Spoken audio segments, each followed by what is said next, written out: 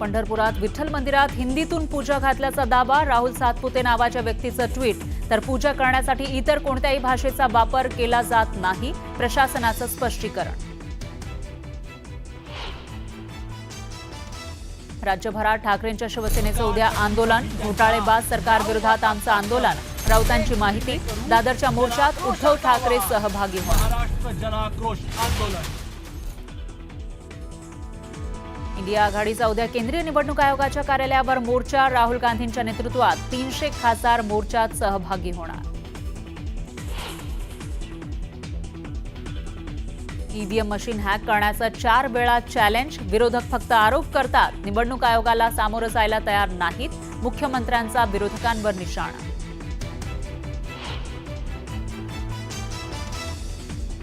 मतदान वाढवण्यासाठी पवारांप्रमाणे ठाकरेंनाही लोक भेटले, 60 ते 65 जागा जिंकून देऊ असं सांगितलं. पवारांच्या गौप्यस्फोटानंतर राऊतांचा दावा.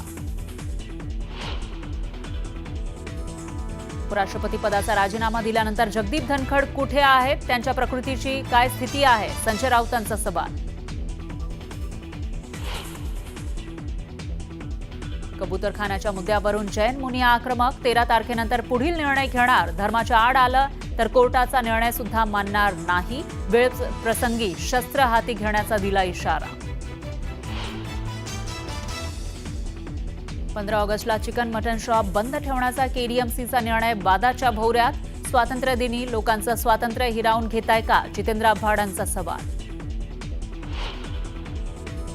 बीडच्या गेवराईमध्ये दिवसा ढवळ्या तरुणीवर अज्ञातांकडून गोळीबार, छातीत गोळी लागल्यामुळे तरुणी गंभीर जखमी, तर गोळीबाराच्या दुसऱ्या दिवशी पोलिसांकडून दखल घेतल्याचा आरोप. डोंबिवलीच्या खोणी तळोजा रोडवरील ऑर्किड कोऑपरेटिव्ह सोसायटीमध्ये संचालक पदाच्या निवडणुकीत राडा, बोगस मतदानाच्या संशयावरून धिंगाणा झाल्याची प्राथमिक माहिती, पोलिसांनाही मारहाण झाल्याची माहिती. आणि मुंबईत गणेशोत्सवाची जोरदार तयारी सुरू, अनेक सार्वजनिक मंडळांच्या गणपती बाप्पाचा आगमन सोहळा.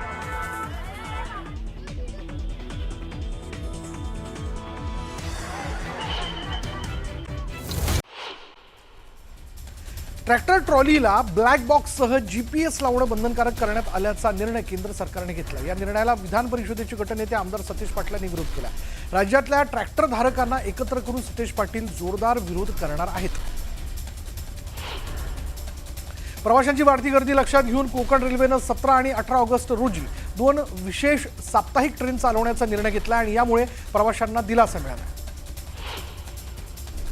राजाभाऊ मुंडे आणि बाबरी मुंडे यांचा विषय विधानसभा निवडणुकीच्या वेळीच संपला होता. त्यांनी त्यांच्या विरोधात निवडणूक लढवली आणि आम्ही माजलगावमध्ये त्यांना निवडून आणलं. त्यांच्याकडे हे दोघे आत्ता आलेत आणि त्यामुळे हा विषय आता नव्याने नाही, परंतु पंकजा मुंडेंचं नाव घेतलं म्हणजे बातम्या होतात. या विषयात पंकजा मुंडेंना धक्का वगैरे असं काहीच नाही, असं स्पष्टीकरण पंकजा मुंडेंनी दिलं. सारथीला भरघोस निधी दिला जातोय, मात्र महायुतीला तुटपुंजा निधी मिळत असून सरकार महायुतीच्या निधीकडे दुर्लक्ष करत असल्याचा आरोप ओबीसी नेते नवनाथ वाघमारे यांनी केला. अर्थमंत्री अजित पवार ओबीसी विद्यार्थ्यांवर अन्याय करतायत, अशा शब्दात त्यांनी अजित पवारांना टोला लगावला. शरद पवारांची मंडल यात्रा नसून ती बंडल यात्रा होय. शरद पवारांच्या मंडल यात्रेवरनं ओबीसी नेते नवनाथ वाघमारे यांनी टीका केली आहे. तर अंतरवालीच्या बेवड्याला पेटवण्याचं काम पवारांनी केल्याचा आरोपही त्यांनी केला. सांगलीच्या इस्लामपूरमध्ये अण्णाभाऊ साठेंचा पुतळा उभारण्याची घोषणा जयंत पाटलांनी केली. 40 वर्षात का सुचलं नाही असं म्हणत महेश कुमार कांबळेंनी जयंत पाटलांवर टीका केली. जनतेने केलेल्या कौलचा अपमान करणं बंद करा.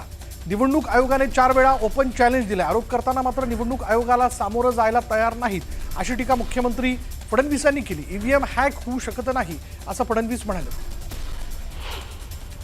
राहुल गांधी जिंकतात तेव्हा आरोप करत नाहीत, जेव्हा ते हारतात तेव्हा आरोप करतात असं म्हणत उपमुख्यमंत्री एकनाथ शिंदेंनी राहुल गांधींवर टीका केली. तर आरोप करण्याची त्यांना सवय असल्याचंही शिंदे म्हणाले. निवडणूक आयोगावर टीका करून पराभव झाकला जाणार नाही असं म्हणत आमदार खताळांनी बाळासाहेब थोरातांवर टीका केली. थोरातांनी संगमनेर मतदारसंघात निवडणूक आयोग आणि ईव्हीएमवर शंका उपस्थित केली होती. लोकसभेला आणि विधानसभेला शरद पवारांप्रमाणे आम्हालाही ते लोक भेटले आणि 60 ते 65 जागा चिंतेच्या जागा ज्या त्या आम्ही तुम्हाला देऊ असं त्यांनी म्हटल्याचा दावा संजय राऊतांनी केला. राहुल गांधी यांनी पुरावे दिले, त्याची चौकशी व्हावी अशी मागणी संजय राऊतांनी केली. ठाकरे बंधूंच्या युतीवर मुख्यमंत्री देवेंद्र फडणवीसांनी प्रतिक्रिया दिली. ठाकरे एकत्रित आहेत तर एकत्र राहावं, आनंदाने एकत्र नांदावं असं फडणवीस म्हणाले. ओबीसी समाज दुरावल्यावर यात्रा काढतायत, मंडळ यात्रा काढून काही उपयोग होणार नाही असं म्हणत मुख्यमंत्री देवेंद्र फडणवीसांनी शरद पवारांवर टीका केली. दुष्काळग्रस्त जिल्ह्यासाठी महायुती सरकारनं मोठा निर्णय घेतल्याचं भाजप आमदार राणा जगजितसिंह पाटील यांनी सांगितलं. धाराशिव शहरातील पाणी आणि रस्त्याच्या कामासाठी महायुती सरकारकडून 334 कोटी रुपयांचा निधी मंजूर करण्यात आल्याची माहिती त्यांनी दिली आहे. आणि या निधीमुळे शहरातील रस्ते आणि पाण्याचा विषय लवकरच मार्गी लागणार असल्याचा विश्वास त्यांनी व्यक्त केला. येत्या मंगळवारी जालना नांदेड समृद्धी महामार्गामुळे बाधित झालेल्या शेतकऱ्यांना भरपाई देण्यासंदर्भात कॅबिनेटची शेवटची बैठक पार पडणार असल्याची माहिती शिवसेना आमदार अर्जुन खोतकर यांनी दिली. शेतकऱ्यांना 5 पट भरपाई देण्याची मागणी यावेळी केली जाणार. नागपूर पुणे वंदे भारतचं लोकार्पण करण्यात आलं. वंदे भारत एक्सप्रेसला पंतप्रधान मोदींनी हिरवा झेंडा दाखवला. नागपूरच्या अजनी स्थानकावरनं वंदे भारत पुण्याला रवाना झाले आणि यावेळी मंत्री नितीन गडकरी, मुख्यमंत्री फडणवीस यांची उपस्थिती पाहायला मिळाली.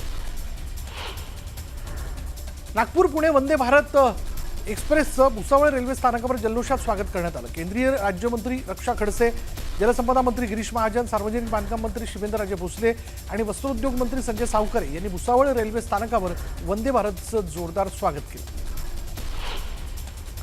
बारामतीमध्ये अजित पवारांच्या जनता दरबाराचं आयोजन करण्यात आलं होतं. अजित पवारांनी सहयोग सोसायटीतील निवासस्थानी जनता दरबार घेतला. नागरिकांनी समस्या अजित पवारांकडे मांडल्यात आणि यावेळी मोठ्या संख्येनं नागरिकांची उपस्थिती या ठिकाणी होती. उपमुख्यमंत्री अजित पवार पाहणी दौरा आटपून पवार सहयोग निवासस्थानी आल्यानंतर कार्यकर्त्यांनी आपल्या वाहनाचं पूजन करण्याचा आग्रह धरला.